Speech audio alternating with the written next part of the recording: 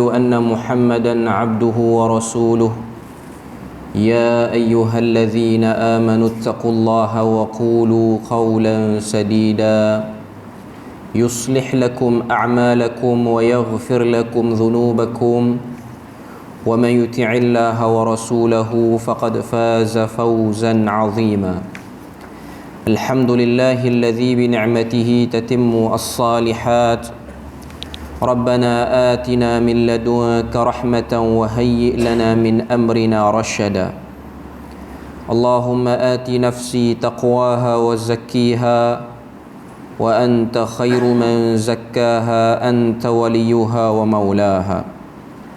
Alhamdulillah, syukur pada Allah Azza wa Jalla kerana dengan rahmat dan juga limpah kurnia yang Allah Ta'ala berikan dapat kita bersama pada malam ini, dan insya-Allah sambungan kita daripada kitab Al-Fiqhul Akbar karangan Al-Imam Abu Hanifah rahimahullahu ta'ala.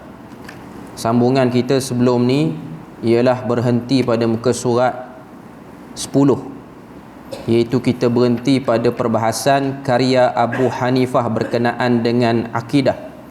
Sambungan kita ialah muka surat 10 pada Al-Fiqhul Akbar. Maknanya bahagian ini dia akan terangkan pada kita kitab Fiqhul Akbar yang berada di hadapan kita ni, perbahasannya mengenai apa, ataupun fokusnya, penisbahan, syarah yang dibuat oleh para ulama selepas daripada ditulisnya risalah ni. Jadi kita tengok apa yang disebutkan oleh penyusun kitab ini, iaitu Al-Fadhil Maulana Muhammad Hanif bin Ahmad bin Awang, bukan bin Ahmad bin Awang. Dia tulis pada muka surat 10 itu Al-Fiqhul Akbar. Al-Fiqhul Akbar merupakan risalah akidah yang diakui dan dipelajari sejak zaman berzaman.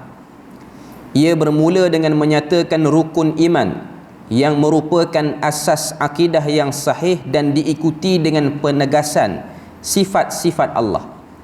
Jadi dia akan fokus kepada dua perkara tu dalam risalah kita ni, risalah yang tak sampai 150 muka surat ni. Ianya ialah berkisar tentang rukun iman. Maknanya yang ada dalam rukun iman 6 perkara tu, dan juga dia akan fokus kepada sifat-sifat Allah Azza wa Jalla. Antara perbahasan yang panjang lebar dalam kitab ini ialah berkenaan dengan takdir, iaitu beriman dengan qada dan qadar. Sebab apa? Sebab pada zaman Imam Abu Hanifah, golongan qadariyah ialah golongan yang paling kuat syubuhat dia ataupun penyelewengan yang dibawa. Propaganda-propaganda yang dibawa ialah banyak daripada golongan qadariyah. Dalam perenggan tu pun dia sebut, dia kata ini kerana zaman beliau terdapat banyak kekeliruan golongan qadariyah berhubung dengan persoalan ini, iaitu mempersoalkan tentang qada dan qadar, yang mana kita tahu dulu ianya satu kalimah saja. Bila mana sebut qada dan qadar, ianya dalam tu ialah qadar, keseluruhannya ialah berkaitan dengan qadar ataupun takdir. Jadi dalam risalah ni kita akan tengok banyak hujah-hujah Imam Abu Hanifah akan menjurus untuk menjawab kepada persoalan itu. Beza dengan apa yang kita dah bahas sebelum ni, iaitu dalam i'tiqad Imam Asy-Syafi'i rahimahullahu ta'ala, fokus dia lebih kepada golongan yang menyatakan Quran tu makhluk, dan juga golongan-golongan yang mencela sahabat, iaitu Syiah. Maknanya setiap zaman dia ada problem-problem yang berbeza. Antara 4 orang imam yang muktabar dalam fiqh, Abu Hanifah, Imam Malik, Imam Asy-Syafi'i dan juga Imam Ahmad, dari segi hierarki kedudukannya ialah yang paling awal ialah Imam Abu Hanifah, yang mana kita dah tengok sebelum ni berkenaan dengan biodata Imam Abu Hanifah ni. Dia lahir tahun 80 Hijrah, maknanya masih lagi pada kurun 100 yang awal. Memang fitnah yang besar dan hebat pada waktu tu ialah fitnah yang dibawa oleh Qadariyah. Kemudian berpindah pada zaman Imam Malik, datang fitnah Murji'ah ataupun golongan Irja', yang mana kita hari ini di Malaysia ni pun menghadapi kumpulan itu. Cuma kumpulan Murji'ah di Malaysia ni dia tak beri nama Murji'ah, dia beri nama lain. Dia banyak nama. Nama-namanya antaranya ialah modernism. Tak ada bunyi Arab pun. Feminism. Selain pada tu ialah liberalism. Itu ialah bahagian ataupun pecahan-pecahan daripada Murji'ah ataupun fahaman irja' yang dibawa oleh Jaham bin Safwan. Idea yang awal-awal dibawa. Okay. Cuma fokus fiqhul akbar ni ialah kumpulan Qadariyah. Perenggan kedua dia sebut situ, fiqh bermaksud kefahaman yang mendalam. Al-akbar pula bermaksud agung. Al-fiqhul akbar atau kefahaman yang agung merujuk kepada perbahasan akidah, bukan ilmu hukum amali sebagai tanggapan sesetengah pihak. Kita dah sebut sebelum ni, bila mana sebut fiqhul akbar, ianya ialah fokus pada akidah. Ianya bukan berkait dengan hukum hakam ibadat ataupun muamalat. Fiqh menurut Imam Abu Hanifah ialah ma'rifatun nafsi ma laha wa ma 'alaiha, iaitu pengetahuan wajib atas setiap individu yang wajib atas dirinya tentang hak yang diperolehinya dan hak yang wajib ditunaikan kepada empunyanya. Dalam perenggan bawah tu, bawah daripada yang bahasa Arab tu, ma'rifatun nafsi ma laha wa ma 'alaiha, pengetahuan wajib. Saya potong perkataan yang tu sebab dia dua kali. Pengetahuan, dalam cetakan dia tulis pengetahuan yang wajib atas setiap individu yang wajib. Dia tak betul dari segi tata bahasa tu. Dia kena potong satu yang tu. Pengetahuan wajib atas setiap individu yang wajib atas dirinya tentang hak yang diperolehi dan hak yang wajib ditunaikan kepada empunyanya. Maknanya satu knowledge umum, pengetahuan umum, dan pengetahuan tu semua orang Islam kena tahu. Tak kiralah dia belajar agama secara serius ataupun dia tak belajar agama secara serius, ini ialah pengetahuan basic yang satu orang tu kena tahu. Dalam erti kata lain kita sebut dengan nama ilmu fardu ain di sini. Okay. Atau dengan maksud setiap diri wajib mengetahui apa yang wajib dilakukan dan apa yang tak dibenarkan. Jadi itu maksud al-fiqh di sisi Imam Abu Hanifah rahimahullahu ta'ala. Maka dengan ini, risalah ini merupakan penjelasan bagi pemahaman terhadap perkara yang agung dalam agama. Tidak ada sesuatu yang lebih agung dan besar dalam agama melainkan akidah yang merupakan pegangan dan anutan kepercayaan. Semuanya ni, huraian dalam apa yang dah kita sebut tadi ni, ianya ialah datang daripada rumusan ayat 122 surah At-Taubah yang diletakkan oleh penyusun kita ni dalam muka surat 11. Penamaan ini bersesuaian dengan Al-Quran, iaitu ayat 122 Allah Ta'ala sebut a'udzubillahi minasyaitanir rajim wa ma kana al-mu'minuna liyanfiru kaffah falawla nafara min kulli firqatin minhum ta'ifatun liyatafaqahu fid din waliyunziru qaumahum idza raja'u ilaihim la'allahum yahdharun. Ayat 122 ni tunjuk pada kita kedudukan ilmu dan ilmu mana yang perlu diberi prioriti. Allah Ta'ala sebut, saya tak baca terjemahan, saya hurai saja.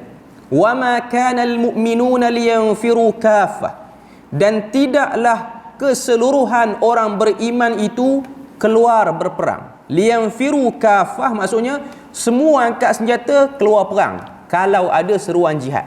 Bukan keluar perang pandai-pandai, keluar perang dengan arahan daripada pemerintah. Allah Ta'ala sebut dalam ayat ni, falawla nafara min kulli firqatin minhum, kalaulah elok ataupun alangkah baiknya kalau ada satu kumpulan pada setiap kumpulan-kumpulan kamu semua orang beriman ni, maknanya setiap bangsa, setiap kampung, setiap kawasan, ta'ifatun liyatafaqahu fid din, satu kumpulan dia keluar untuk tafaqquh agama dia. Mai pada ayat ni lah penekanan daripada Allah Azza wa Jalla kena ada tafaqquh. Tafaqquh dengan makna apa? Tafaqquh dengan makna faham. Tafaqquh dengan makna faham. Okey. Kita dah sebut tadi. Allah Taala kata kalau ada sekumpulan yang nak keluar untuk belajar agama, kumpulan ni tak wajib jihad ke atas dia orang. Bahkan apa yang dia orang buat itu lebih baik berbanding jihad, iaitu angkat senjata. Jihad dengan makna angkat senjata. Okay. Allah Ta'ala sebut pada ayat ni, kumpulan yang keluar belajar agama ni, apa function dia, apa fungsi dia pada masyarakat? Waliyunziru qaumahum. Dia habis belajar nanti, dia balik, dia beri peringatan kaum mereka. Idza raja'u ilaihim, bila mana mereka balik, la'allahum yahdharun, moga-moga kaum yang diberi pengajaran itu, yang diberi peringatan itu akan mengambil sikap berjaga-jaga. Itu maksud dia. Jadi pada ayat 122 surah At-Taubah ni Allah Ta'ala beritahu, kalau ada kumpulan yang nak belajar agama secara serius, secara takhassus, maka kumpulan itu tidak terkena pada dia tanggungjawab untuk berjihad. Sebab apa yang diorang buat tu lebih utama berbanding keluar berjihad dengan mengangkat senjata. Sebab memandaikan umat, mencerdikkan orang lebih utama dan lebih besar berbanding segala-galanya. Kita dah bahas sebelum ni pada bait-bait yang akhir dalam i'tiqad Imam Syafi'i, bila mana Imam Al-Hakkari dia datangkan satu bab pujian Imam Syafi'i terhadap orang yang belajar hadis dan menuntut ilmu hadis. Maknanya dari segi ilmu hadis tu sendiri dan juga penuntut ilmu hadis tu, maknanya ada satu bab khusus. Walaupun itu ialah risalah akidah, bukanlah sebuah kitab tentang bab saranan belajar menuntut ilmu, bukan, tapi dia kitab akidah, tapi dia sebut bab tu nak tunjuk pada kita bahawasanya belajar ilmu itu benda yang mustahab. Okay. Tuan-tuan boleh tanda pada ayat ni, pada perkataan liyatafaqahu fid din tu boleh garis. Sebab apa? Ianya satu benda yang kita kena faham. Allah Ta'ala kata keluar belajar untuk faham. Kalau keluar belajar tak faham, tak masuklah ayat ni. Ia satu benda yang mustahab. Okay. Ramai orang pergi belajar, kita nampak dia pergi belajar lah. Dia masuk universiti, tarik beg, naik flight, terbang, meninggalkan negara tercinta, sampailah ke tempat yang dia tuju, dia sampai situ. Okay. Tapi adakah dia belajar? Adakah betul-betul dia menuntut ilmu? Yang tu dia dengan diri dia lah, dia dengan Allah Ta'ala lah yang tahu tentang keadaan diri dia sendiri. Okay. Hakikatnya kita Malaysia ni bukanlah sebuah negara yang sunyi daripada orang belajar agama. Ramai orang belajar agama. Anak-anak Melayu tu utamanya antara orang yang ramai belajar agama. Sehingga kita pergi di setengah-setengah negara ada rumah anak negeri sampai berpuluh-puluh buah, lebih daripada bilangan negeri di Malaysia. Sebab ada setengah-setengah negeri sampai 2 rumah anak negeri dia, terutamanya di Mesir. Ini benda yang tak dapat dinafikan. Tapi bila mana dah berlaku lambakan orang belajar agama, kadang-kadang suasananya sedikit sebanyak mengganggu. Suasananya sedikit sebanyak mengganggu. Ada negara-negara yang terpencil tempat orang kita pergi belajar. Ada negara-negara yang suasananya tak aman, macam orang pergi belajar di Yaman, orang pergi belajar di India dan Pakistan. Tuan-tuan boleh tengok lepasan daripada tempat-tempat ni, mereka lebih tough dalam belajar ilmu agama. Sebab apa? Sebab dia orang duduk dalam suasana perang. Orang belajar di Yaman, orang belajar di Afghanistan, orang belajar di Pakistan, terutamanya yang join dengan Taliban. Walaupun isu ni agak sensitif, tapi orang-orang yang tahu sejarah awal, ianya ialah tempat pengajian. Hakikatnya lah sebuah tempat pengajian. Sebab tu kita akan tengok orang-orang yang belajar di Pakistan, di India, pada fasa-fasa 10-15 tahun yang lepas, mereka balik, mereka tak join pun kumpulan jihad yang hantar ke Afghanistan, tapi biasanya balik kena tahanan ISA juga. Kebiasaannya lah, sebab dibimbangi menyertai kumpulan itu. Hakikatnya memang dah belajar tempat tu pula ialah tempat berlakunya serangan, dihadapkan ke situ. Jadi menjadi tanggungjawab orang yang duduk situ kena pertahan tempat dia. Macam yang berlaku di Yaman, di Damash, Darul Hadis Damash ni, Darul Hadis Damash, tempat Syekh Muqbil bin Hadi Al-Wadi'i, ialah tempat yang Syiah tak suka. Sebab ini ialah tempat yang cakap tentang akidah yang betul, akidah tak betul. Akhirnya mereka dikepung 3 hari 3 malam. Ada yang terbunuh di kalangan orang Melayu kita yang belajar, walaupun orang Melayu tak ramai belajar situ. Okay. Cuma ia tempat yang besar untuk penyebaran ilmu. Jadi apa pilihan yang ada kalau duduk dalam keadaan yang terkepung seperti itu, melainkan seruan jihad dilaungkan, dan akhirnya mereka join, dan akhirnya mereka terkorban dalam tu. Cuma agak tidak adil dan agak tergesa-gesa bila mana kita meletakkan satu label kepada kumpulan yang belajar di negara-negara ini sebagai kumpulan teroris. Sebenarnya tempat yang diorang belajar itulah tempat yang memang betul-betul mengangkat sunnah Nabi pada kedudukan yang tertinggi. Cuma begitulah musuh-musuh Islam ni, di mana-mana tempat pun dia ada usaha untuk memburukkan nama sebuah institusi yang asalnya elok. Okay. Cuma nak katanya, kumpulan yang keluar belajar, dia ada tempat yang selesa, ada tempat yang tertekan. Cuma saya tengok dengan pandangan mata sendirilah, bila mana satu orang tu dia belajar di tempat yang kadang-kadang sara hidup dia mahal, ataupun tempat yang tak selamat, dia punya kesan pembelajaran tu lebih kuat berbanding tempat yang selesa, tempat yang komuniti bangsa dia ramai. Saya tak kata orang yang belajar di negara yang ramai orang Melayu ni kurang elok pengajian dia. Dia atas orang tu, dia nak belajar sungguh ke dia nak belajar main-main. Kalau duduk tempat yang terpencil pun, kalau dia main-main, dia akan main-main lah. Okay. Cuma Quran dia dah berikan garisan di situ, dia kata liyatafaqahu fiddin. Dia belajar, dia faham. Sebab ada yang belajar tak faham. Ada yang belajar tak faham. Macam dulu di Mesir dia tak wajib pergi kelas, sekarang dah wajib dah. Tuan-tuan boleh tengok di apa nama ni, Facebook Education Malaysia Egypt. Maknanya pengurusan Universiti Azhar ni hantar nama ramai mana orang Malaysia yang tak pergi kelas. Saya bukan nak buka aib, cuma kita boleh tengok benda tu dah orang viral dah pun. Ada nama-nama yang ditulis lam yahdur walau marrah, tak pernah hadir walaupun sekali. Ada ditulis seperti itu. Okay. Maknanya sampai tahap Education Malaysia pun ambil tindakan lambat tu. Dia something yang serius.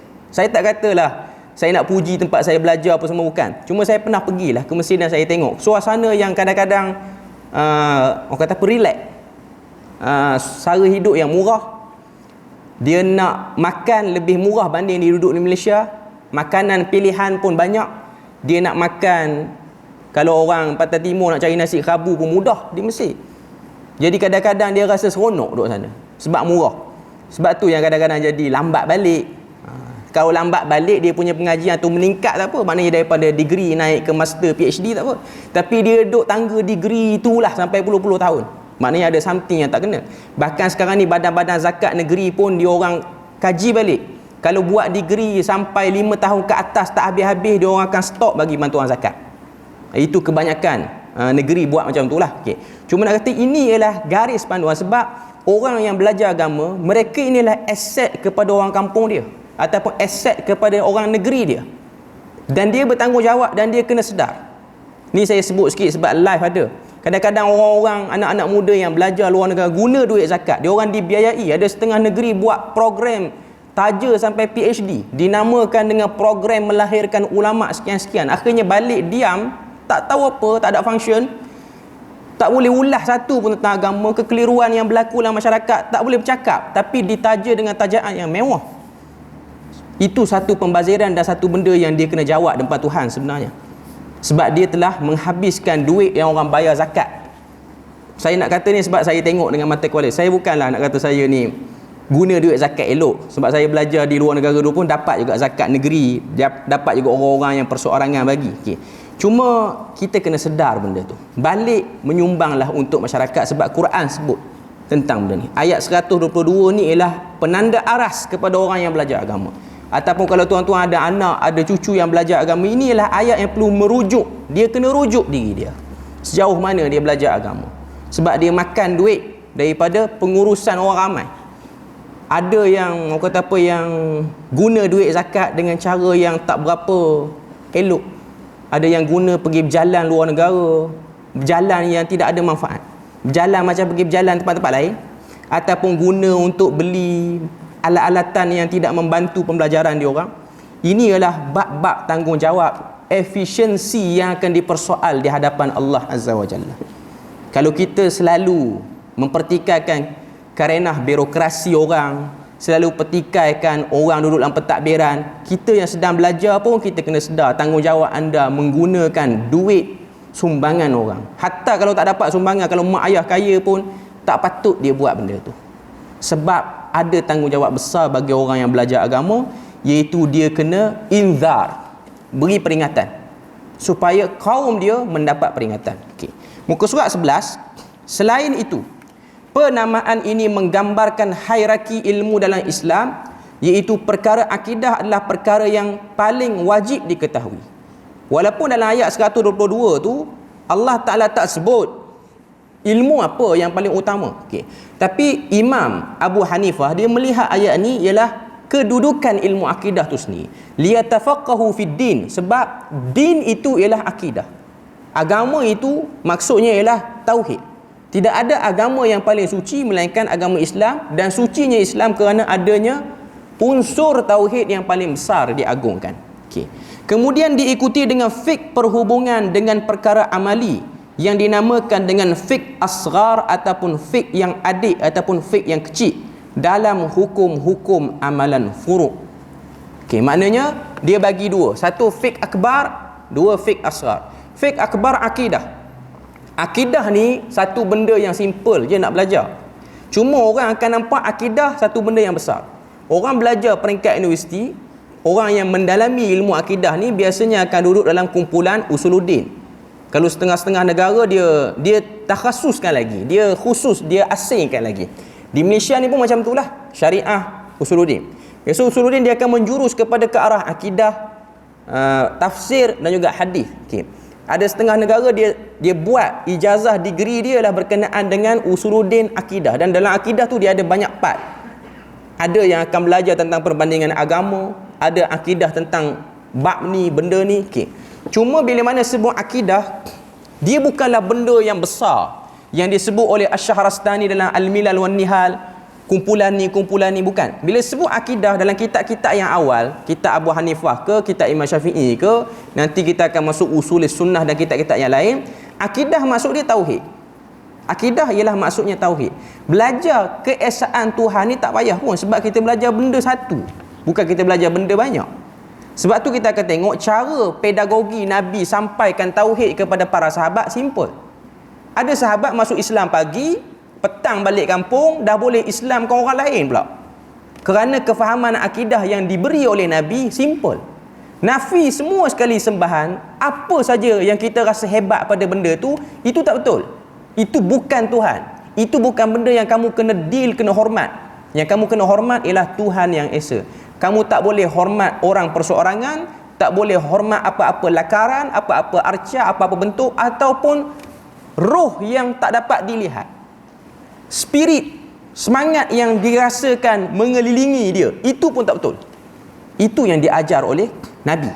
Benda yang simple. Okay. Sebab tu kita akan tengok pengajian akidah hakikatnya mudah. Yang jadi payah sebab apa?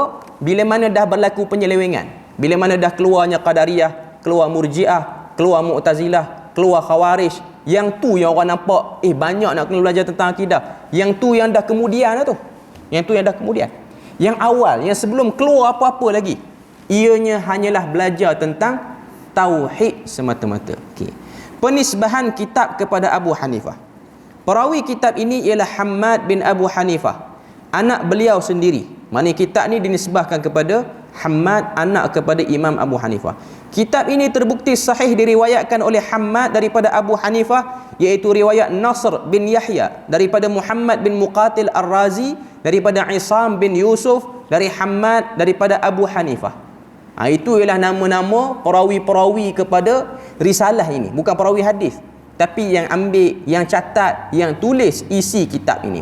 Sesiapa yang membaca matan akidah Tahawiyah, yang ni dah kemudian dah 100 tahun lebih lepas daripada kewafatan Abu Hanifah, akan mendapati bahawa ia merupakan intisari pemahaman Imam Abu Ja'far At-Tahawi terhadap risalah Al-Fiqh Al-Akbar. Imam Tahawi ni dia ada hubungan dengan Imam Al-Muzani. Imam Muzani ni murid kepada Imam Asy-Syafi'i. Kalau saya tak silap, mak Imam Al-Muzani ni sepupu dengan Imam Abu Ja'far At-Tahawi. Sebab waktu mengandungkan Al-Muzani, mak dia ni pun pergi belajar dengan Imam At-Tahawi. Kalau saya tak silap lah, kena cek balik. Cuma dia ada hubungan lah dengan Al-Muzani dan juga At-Tahawi tu sendiri.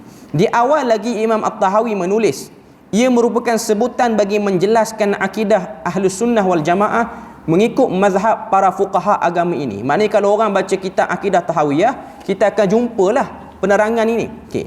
Kata Imam Abu Ja'far At-Tahawi, dia kata Abu Hanifah An-Nu'man Al-Thabit bin Thabit Al-Kufi, Abu Yusuf Ya'qub bin Ibrahim Al-Ansari, dan Abu Abdullah Muhammad bin Hasan Asy-Syaibani. Kita dah sebut tadi, bukan tadi, kelas sebelum ni kita dah kata Imam Abu Hanifah Murid dia ialah Imam Abu Yusuf, digelar dengan Qadhi Abu Yusuf. Kemudian yang kedua ialah Muhammad bin Hasan Asy-Syaibani. Okey. Semoga Allah merahmati mereka sekalian serta penjelasan bagi akidah mereka yang menjadi usul agama dan anutan agama mereka kepada Allah Azza wa Jal. Okay. Muka surat 12, kitab Al-Fiqh Al-Akbar ini di kalangan ulama, terkenal di kalangan ulama dan disebut dalam kitab mereka. Antaranya ialah Ibn An-Nadim dalam kitabnya Al-Fihrasat, Al-Baghdadi dalam kitabnya Al-Farqu Bainal Firaq dan Usuluddin, Abu Al-Muzaffar Al-Isfiraini dalam At-Tafsir Fid Din, Ali bin Muhammad Al-Bazdawi dalam Kanzul Wusul fi Ma'rifatil Usul, Ibn Taymiyah dalam Majmu' Al-Fatawa, Ibn Al-Qayyim dalam Al-Ijtima' Juyush Al-Islamiyah, Al-Zahabi dalam Al-Mustabih, Ibn Abil Aiz dalam Syarah Aqidah At-Tahawiyah. Okay. Secara umumnya dalam muka surat 12 ni dia nak kata bahawasanya kitab Al-Fiqhul Akbar telah dinukilkan dengan sangat banyak oleh para ulama kemudian. Maknanya dia orang ambil teori-teori yang ada dalam buku ni untuk menegaskan tentang perkara akidah. Sebab tu kita akan tengok kitab Fiqhul Akbar ada yang dikembangkan jadi syarah, ada yang menjadi syarah kepada syarah. Maknanya kitab Akidah Tahawiyah tu dah jadi kitab induk, daripada Akidah Tahawiyah tu keluar pula syarah-syarah yang lain. Okey. Maknanya nak kata pada kita, kitab Fiqhul Akbar ini telah menjadi perintis awal kepada perbahasan akidah yang lebih besar dan lebih luas. Okey. Itu bahagian awal buku ni. Kita tak masuk lagi isi. Okey. Sekarang kita masuk mukaddimah dia. Mukaddimah dia muka surat 13. Okey. Untuk pengetahuan tuan-tuan dan puan-puan, buku Fiqhul Akbar ini dia tidak diberi tajuk subtopik ataupun diberikan tajuk-tajuk kecil dalam risalah dia. Dia hanya satu risalah yang tulis panjang daripada awal kemudian maknanya atas Imam Abu Hanifah itulah dia akan sambung terus. Okey. Yang bagi tajuk, yang letak subtopik ni ialah penyusun ni, iaitu Maulana Hanif ni, Muhammad Hanif bin Awang ni. Dia yang letak dan dia yang bagi orang kata apa subtopik untuk lebih mudah kita nampak apa isi perbincangan kepada tajuk dalam risalah Fiqhul Akbar. Muqaddimah Bismillahirrahmanirrahim, dengan nama Allah yang Maha Pengasih lagi Maha Penyayang. Rukun iman ijmali. Okey, ini perbahasan awal, iaitu perbahasan rukun iman secara umum. Ijmali maknanya umum. Ijmal makna umum. Kata Abu Hanifah, aslu tauhid wa ma yasihhu al-i'tiqadu alayhi yajibu an yaqula amantu billahi wa malaikatihi wa kutubihi wa rusulihi wal ba'thi ba'dal maut wal qadaru khairihi wa syarrihi min Allah ta'ala wal hisabi wal mizan wal jannati wan nar wa dhalika kulluhu haq. Maksud dia, asas tauhid adalah perkara yang sah untuk diasaskan i'tiqad di atasnya. Ialah seorang itu wajib mengucapkan, saya beriman dengan Allah, para malaikat, kitab-kitabnya, rasul-rasulnya, kebangkitan selepas kematian, ketentuan baik dan buruk daripada Allah, perhitungan, timbangan, syurga dan neraka, semuanya itu hak. Okay, ini ialah permulaan bagi risalah Fiqhul Akbar oleh Imam Abu Hanifah. Dia bahas rukun iman secara umum. Okay. Huraian dia sebut situ, Imam Abu Hanifah memulakan risalahnya dengan menjelaskan perkara yang paling penting yang menjadi asas akidah dan pegangan seorang Muslim, iaitu rukun-rukun iman yang 6 sebagaimana yang disebut dalam hadis Jibril yang terkenal. Hadis Jibril ni adalah hadis yang terkenal yang telah diriwayatkan oleh para sahabat, dan Imam An-Nawawi dia telah letakkan hadis ni sebagai hadis yang kedua dalam kitab dia, hadis 40. Sebab dalam hadis ini, hadis yang panjang ni, ianya mengandungi rukun Islam, rukun iman, perbahasan-perbahasan awal tentang i'tiqad ataupun pegangan. Okay. Sebab tu kalau kita tengok, ada para ulama yang memberi perhatian terhadap hadis ni sehingga memberi syarah secara khusus, buat kitab lagi bahas tentang syarah hadis Jibril. Okey. Dia kata, fa akhbarani 'anil iman qala an tu'mina billahi wa malaikatihi wa kutubihi wa rusulihi wal yaumil akhir wa tu'mina bil qadari khairihi wa syarrihi. Beritahulah kepadaku tentang iman. Maknanya bila mana datang Jibril alaihissalam, Jibril datang menyerupai manusia. Dalam riwayat tu kata Umar Al-Khattab, aku tengok satu orang lelaki yang tak dikenali datang dengan pakaian yang tersangat putih serlah dia punya baju dia, rambut yang hitam, rapi elok, bersisir elok ataupun bersikat elok. Okey. Datang dalam keadaan macam orang yang bukan daripada permusafiran. Maknanya kemah pakaian dia, kemah elok. Datang fa asnada rukbataihi ila rukbatin nabi. Dia sandar lutut dia ke lutut Nabi sallallahu alaihi wasallam. Okey. Ada orang dia faham dengan literal. Belaga lutut. Betul-betul bertemu lutut dengan lutut Nabi. Okey. Tapi ada sebahagian mensyarahkan, mengatakan ianya bukan betul-betul belaga lutut, tapi menunjukkan kepada datang masuk majlis tu terus pergi duduk tempat yang paling dekat dengan Nabi. Tak belaga lutut lah. Okay. Sebab hakikatnya, itu andaian para ulama lah. Hakikatnya tuan-tuan, belajar dengan guru, bertemu lutut ni selesa ataupun tidak? Tak selesa hakikatnya. Guru tu pun kadang-kadang bukan jenis yang suka sangat orang sandar lutut dia ke lutut kita. Okay. Kalau kita tengok dalam kalangan para ulama hadis kan, macam Imam Al-A'mash, saya selalu sebut tentang benda ni. Al-A'mash murid kepada Ibrahim An-Nakhai. Ni tokoh hebat dalam bidang hadis. Nama dia Sulaiman bin Mihran.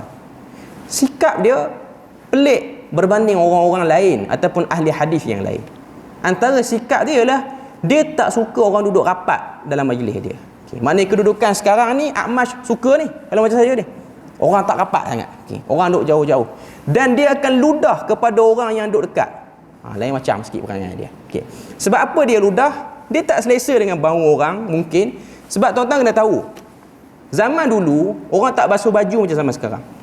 Baju pun tak banyak pilihan macam zaman sekarang. Rumah pun tak ada aircon. Kalau panas berpeluh balik, bau macam tu lah. Okay. Jadi dia tak selesa dengan benda tu. Dia duduk jauh sikit pada orang. Dan dia ni digelar dengan A'mash sebab dia rabun. Rabun dengan sebab selaput mata dia terlampau tebal. Katarak lah kot kita kata. Maknanya terlampau tebal dia punya selaput mata. Sebab zaman dulu pun orang tak ada spek mata. Lampu pencahayaan malam-malam nak belajar pun taklah sekondusif sekarang. Maknanya boleh jaga mata, memungkinkan mata cepat rosak. Air zaman dulu pun bukan air tapis, bukan ada kawai, bukan ada kuku apa semua nak basuh, nak mandi, heater semua tak ada. Air kotor boleh menjadikan sebab benda-benda tu terjadi kepada para ulama terdahulu. Sebab tu kalau tengok macam Imam Tirmizi, dia digelar dengan Ad-Darir, yang buta di hujung usia dia sebab dia terlampau banyak menelaah ilmu ni, menyebabkan dia jadi buta di hujung usia dia. Okey. Jadi yang kata sandar lutut ke lutut ni ialah benda yang andaian. Maknanya nak tunjuk kepada rapat, dekat kedudukan Jibril dengan Nabi. Okay. Para ulama bahas hadis ni panjang. Dia kata itulah ciri-ciri etika seorang penuntut ilmu. Kalau datang dalam majlis, datanglah dengan pakaian yang paling kemas, paling indah, paling terbaik.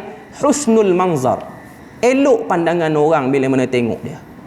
Sebab dalam hadis tu Nabi kata, Umar kata, Jibril datang pakai pakaian putih bersih, rambut hitam. Maknanya menunjukkan pada kita ada dua pandangan para ulama. Rambut hitam tu maknanya kemas, yang kedua muda. Sebab syarat nak dapat ilmu dia lebih berkesan pada usia muda berbanding dah berumur. Walaupun ada sebahagian para ulama yang menuntut ilmu pada usia yang dah agak tua sikit. Antaranya ialah Imam Ibnu Hajar Al-Haytami.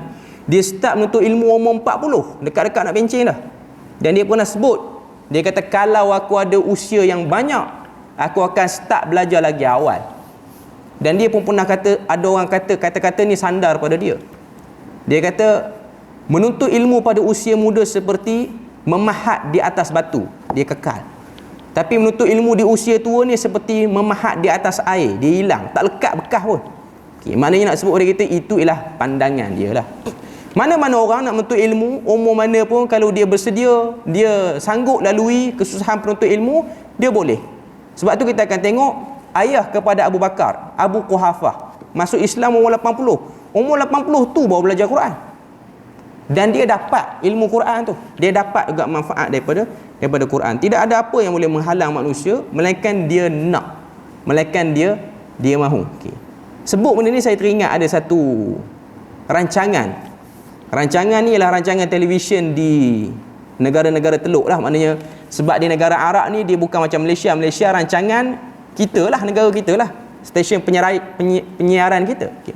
Negara Arab ni dia boleh attach. Maknanya kalau Arab Saudi yang boleh tengok sekali ialah UAE, Qatar, dia sama. Kita ni mungkin Astro lah kot, Brunei, Singapura. Okay. Dia ada satu rancangan. Rancangan ni ialah rancangan Musafir Ma'al Quran. Menarik rancangan ni. Diusahakan oleh satu orang imam di Masjid Kabir Kuwait. Imam masjid negara lah di Kuwait ni. Dia ada dana yang elok, dia ada pertubuhan yang kuat. Dia buat permusafiran, cari orang-orang yang belajar Quran dan hebat Quran. Termasuklah dia pergi ke Indonesia. Malaysia dia tak datang. Okay. Dan dia pergi ke Mesir. Dia ada satu tempat di Mesir ni, di Kahirah, nama dia Jaziratus Sa'adah. Jaziratus Sa'adah ni dalam bahasa Melayu maksud dia lah pulau bahagia. Pulau bahagia ni di Malaysia pun ada. Di Terengganu ada nama tempat pulau bahagia. Tapi nama asal dia tak berapa elok, sebab tu tukar jadi pulau bahagia. Tuan-tuan pergi Kuala Terengganu, tuan-tuan cari pulau bahagia. Orang Terengganu tak panggil itu pulau bahagia. Orang Terengganu panggil pulau babi dulu. Tapi dengan sebab tak elok, nak daftar nama tak berapa elok, tukar jadi pulau bahagia. Pulau babi ni nak bubuh nama alamat pun tak berapa sedap. Okey. Jadi tukar. Tapi nak kata Jaziratus Sa'adah ni pulau bahagia. Dia bukan pulau kan. Nama saja pulau. Okey. Situ ada tempat pengajian Al-Quran, halaqah Quran. Dan dia bimbing orang-orang yang berusia 60 ke 80 tahun untuk hafal Al-Quran. Dan kebanyakannya takharruj, maknanya dia orang grad daripada pusat pengajian tu, semua boleh hafal 30 juzuk Al-Quran komplit. Dan dia orang betul-betul buta huruf terhadap Quran. Kita kena ingat, Arab ni walaupun dia cakap Arab, dia tak reti kadang-kadang dengan bahasa Quran. Sebab dia beza. Okay. Bahkan ada seorang makcik ni dah umur 80, masuk musabaqah Quran, dapat tempat kedua, peringkat di kawasan dia tu lah, ataupun peringkat yang lebih tinggi. Maknanya tidak ada yang menghalang. Dan dia cuma hafal tak sampai semuka pun sehari. Dan dia khatam kurang pada 2 tahun. Itu ialah kesungguhan lah bagi orang yang nak. Sebab apa? Sebab ia janji Allah Ta'ala. Allah Ta'ala sebut dalam surah Al-Qamar, وَلَقَدْ يَسَّرْنَا الْقُرْآنَ لِلذِّكْرِ فَهَلْ مِن مُدَّكِرٍ. Kami telah mudahkan Quran itu untuk diingati. Kenapa kamu tidak memberi perhatian ataupun memberi pengajaran ataupun melihat pengajaran Quran? Quran mudah untuk dipelajari, sebab itu ialah mukjizat. Okay. Cuma nak kata nak belajar ilmu ni, kalau dia nak, dia akan dapat. Hadis Jibril itu petunjuk pada kita orang belajar ilmu, itulah sikap dia, itulah etika dia. Datang pakai bersih, sebab pakaian bersih lebih memberi fokus. Datang pada usia yang muda, otak lagi cergas ataupun minda kuat lagi untuk menghafal. Dan datang duduk pada kedudukan yang dekat dengan guru, menunjukkan pada kita orang yang duduk dekat, maklumat dia lebih elok berbanding orang yang duduk jauh. Ini ialah benda ataupun perkara yang kita kena tahulah. Okay, etika, sebut bab etika ni saya bukan nak tegur orang, tapi dah sebut mesti akan ada orang terasa lah. Okay. Sebab tu saya teringat ada satu kisah ni, luar sikit lah. Okay. Kawan saya dia jadi guru interim di satu kawasan pendalaman di Genting Highland. Bukan Genting Highland, Cameron Highland, kawasan-kawasan tu lah, Pahang. Okay. Dia dapat satu kelas sekolah rendah. Ada seorang pelajar dalam kelas dia tu tak suka masuk kelas. Dia punya tak suka masuk kelas, mungkin ada cikgu-cikgu dalam ni, dia tarik meja dan kursi dia di luar kelas. Bukan setakat tak suka masuk kelas, dia tarik meja kursi luar kelas. Sehingga benda tu menjadi masalah kepada guru kelas lah. Sebab apa? Belajar dia duduk tepi tingkap betul-betul. Okay. Sehingga guru kelas tu beritahu ke guru besar. Guru besar tu kata kita panggil ayah dia lah. Panggil ayah dia. Ayah dia pun tengok, betul anak dia ni memang belajar duduk luar kelas. Dia tak ponteng, tak mengular pun. Bukan pergi tandas apa semua, bukan. Budak darjah 2, darjah 3, dia suka duduk luar. Okay. Jadi ayah dia tanya, kenapa tak masuk dalam? Orang lain semua belajar kat dalam. Saya bukan nak tegur, tapi orang sebut cerita ni orang terasa lah. Okay. Ayah dia kata, saya tengok ayah pergi masjid duduk luar juga, tak masuk tanya kuliah. Saya tak kata korang ni, saya sebut je. Jadi dia kata, saya duk tanya selalu ayah sebab apa duduk luar. Ayah pun kata, dengar juga kat luar pun. Jadi saya kat luar ni pun dengar juga. Okay. Saya tak kata, tapi benda tu agak just reality. Benda tu memang betul berlaku lah. Anak dia kata sebab ayah duduk luar dan dengar. Saya pun duduk luar, saya dengar. Saya buat homework macam biasa. Cuma saya suka duduk luar. Angin pun kuat pada kat dalam. Okay. Benda dia tu make sense. Ayah dia pun diam, tak boleh nak kata apa lah. Lepas ayah dia kena pergi kuliah masuk dalam, baru anak dia boleh masuk dalam kelas. okay. Baru benda tu boleh. Tapi nak kata lesson, pembelajaran itu dilihat daripada pemerhatian. Sebab budak-budak ni dia akan capture pemerhatian orang-orang dewasa, tambah-tambah orang dewasa yang dia ada kepercayaan, iaitu ibu dan ayah dia. Okay. Jadi inilah etika. Maknanya dalam hadis Jibril ni dia ada etika-etika pembelajaran. Sebab tu hadis ni panjang, menarik. Saya tak ingat ada satu orang ulama yang syarah. Kalau tak silap Ibnu Daqiq Al-Aid, dia syarahkan hadis ni panjang lebar, bermula daripada etika penuntut ilmu sampailah kepada menjawab isu-isu berkaitan dengan hadis-hadis tanda-tanda kiamat. Sebab hadis tu panjang. Okay. Muka surat seterusnya, muka surat yang ke-14, perenggan yang kedua tu, keimanan yang disebutkan di sini ialah iman secara ijmali atau secara ringkas, iaitu satu pengakuan dan pembenaran akan keesaan Allah, Tuhan semesta alam. Tauhid hendaklah diasaskan di atas i'tiqad yang benar dan pasti. Okay. Maknanya kalau kita tengok dalam hadis ni, bila mana Nabi beri jawapan pada Jibril, bila mana Jibril kata wamal iman, apa dia iman? Jawab Nabi, an tu'mina billah wa malaikatihi wa kutubihi wa rusulihi wal yaumil akhir wa tu'mina bil qadari khairihi wa syarrihi. Iaitu percaya Allah, para malaikat, kitab-kitabnya, rasul-rasulnya, hari akhirat, dan percaya kepada qadar baik dan buruk. Okay. Perkataan iman kita belajar panjang lebar dalam bab ni. Cuma yang kita kena faham, yang paling mudah ialah percaya tanpa ragu. Itu maksud iman. Percaya dengan kejap ataupun jazam. Istilah orang belajar kitab lama dia sebut menjazamkan dalam hatinya tentang perkara ni. Maknanya kita percaya Allah, malaikat, rasul, kitab, hari kiamat, ketentuan baik buruk. Macam mana kita percaya hari ni hari Selasa, datanglah orang ganggu gugat kita, orang kata hari ni hari Khamis, percayalah aku hari ni hari Khamis.